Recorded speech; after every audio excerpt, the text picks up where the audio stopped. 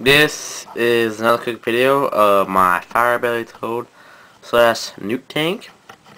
In here I have two Firebelly Toads, two Firebelly Newts, and a feeder fish, a Rosie, as they call it, and another fish. I have no idea. I have had these guys for a little while now, for about a year, or two. The frogs about 6 months, the newts about 2-3 years. But in here I have a 20-gallon long tank for them.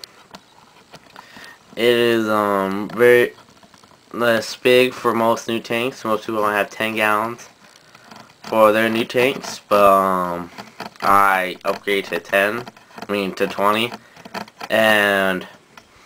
But in here I have a 10-gallon filter, a 10-gallon heater, and a water fountain, but I rarely turn on. Kind of have it for show, but in here I use the 10-gallon filter. It's behind the piece of slate I have right here. It's hidden behind the thing, and just I'm planning on making it so you can't really see the light. If you see any of my other videos on Ace the King Noose 12, it seems the light is a lot brighter because I switched it out for, instead of this regular light bulb, to a 50 watt heat bulb, because I was using it for my Pac-Man Frog Penelope, which is another video you can see on my on my YouTube page, Ace King Noose 12.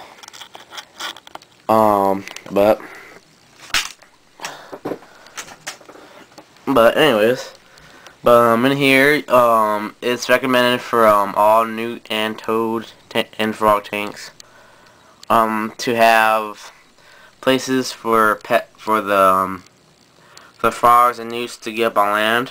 I have some water missing, like an inch, so about a gallon of water should fill that. I'll fill that up a little bit, but I have three to four places for them to perch or stay on when they don't feel like being wet.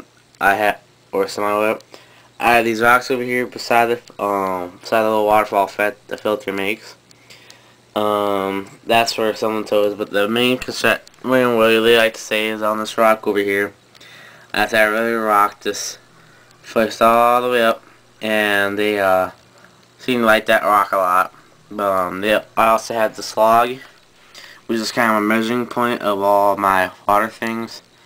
Is it's 3 to 4 inches is recommended for all newts, because newts aren't for deep water. Like 3 feet is 1 Earth atmosphere, which is a lot of pressure.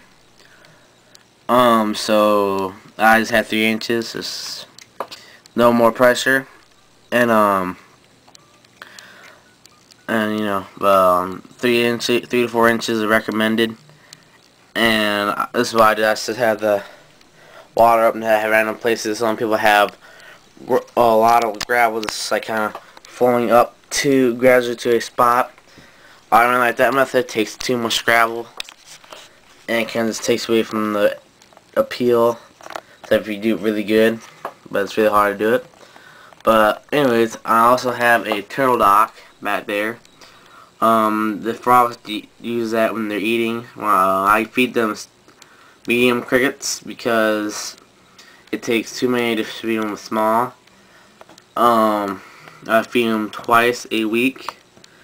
I usually put in 6 to 7, maybe 8 crickets in there, both of them.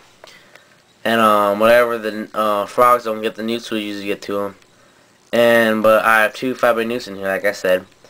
They do hide a lot of the times. The frogs kind of add more of a pizzazz to the tank because people actually see the frogs in there, which is cool. But it's important when you have a tank like this to have a lot of places for the things in your tank to hide in. Like these plants, they're Exoterra plants. This mostly for show, but the newts do like to climb up into them when they don't feel safe in the water.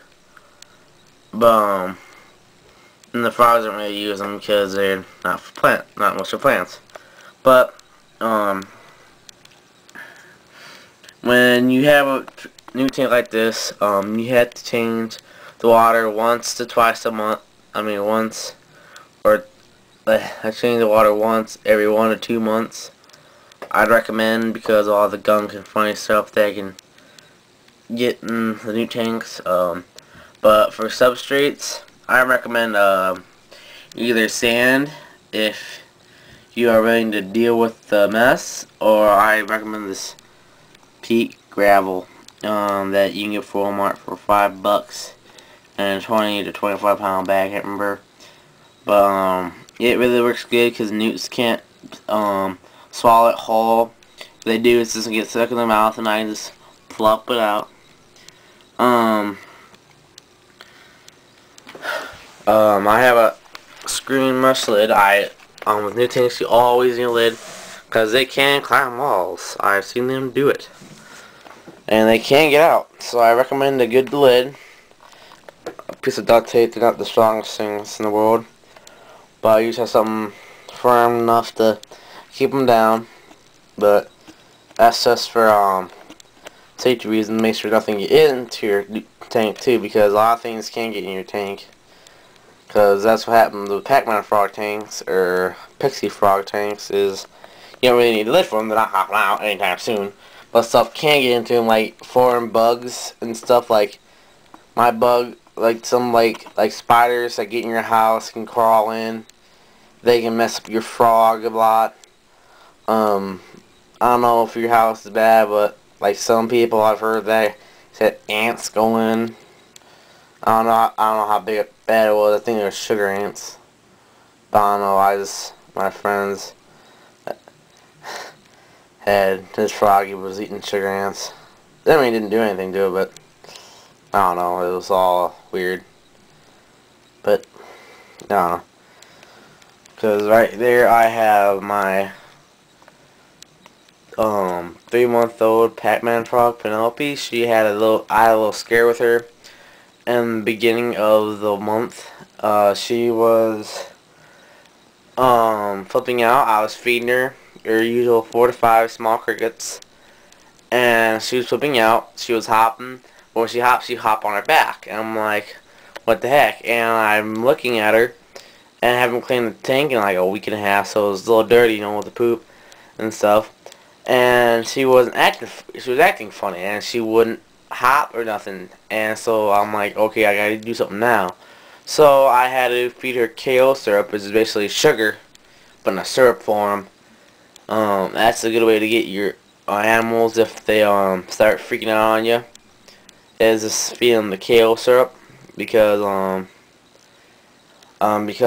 sometimes because they're not digesting their food right. And what your food is, the sugar out of it to get the energy to do stuff. So I just fed her blank kale syrup. It was kind of hard. You gotta get a toothpick, not toothpick, but cotton swab. I just stood that full of syrup, and she bit it. Just pour a little more in. She do the usual lick her top of her roof with the tongue, but she took it down, and now she's eating again. Thank God. And I did have the light over here to keep her warm. I now have a heat pad underneath the tank because it is being swinging wildly in Indiana. It's gone to 31 to it's gone to 52 to 17, back to 31, back down to 2, and back to 60 degrees. So it has been some funky weather, and I've cooled down my room a lot, thank God, because you can see a sauna. The pets loved it, but I hated it because I barely spent enough time up here because of the heat. So I kind of blocked that off, so that might have messed her up a little bit, but she's getting used to it. She got her appetite back, and I took a lot of the plants out because of the crickets were hiding there. And I'm going to put them back once she gets her food, once she gets her food intake more taken care of. So yeah, that's basically an overview of my new tank and a little bit of Penelope over the couple weeks that I haven't done anything with them. done any videos on them. So if you have any questions, comments, concerns, leave me a message. I'll be happy to get back to you. Thanks.